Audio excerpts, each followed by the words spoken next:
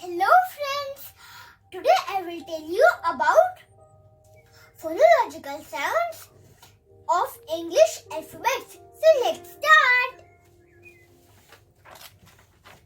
A says A, B says B, C says K, D says D, E says A, F says F, G says G, H says H, I says E, J says J, K says K, L says L,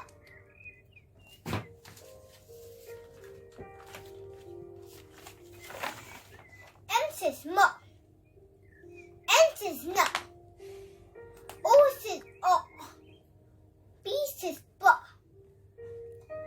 Q says Q, R says R,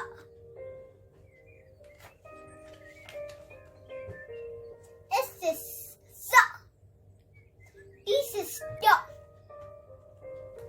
U says V says W, W says W, X says X,